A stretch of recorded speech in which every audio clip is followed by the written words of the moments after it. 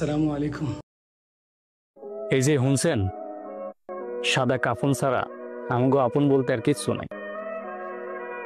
সকল মানুষে আমগুলোকে স্বার্থের লেগে আপন হয়, কিন্তু যখন স্বার্থে আঘাত লাগে তখন হকগলতে আমগো ছাইরা যায়।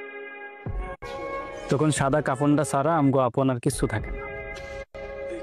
কিন্তু আমরা এমন বোকা মানুষ হই যে আমরা মরার আগ পর্যন্ত বুঝি না মানুষ আমগরে ব্যবহার কইরা যায়।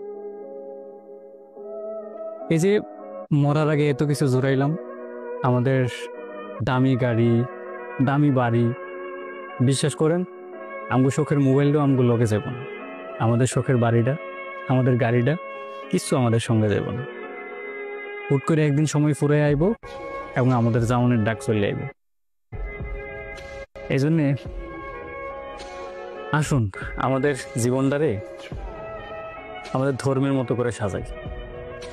মানুষকে এত বেশি আপন না ভাববা নিজেকে একটু আপন ভাব।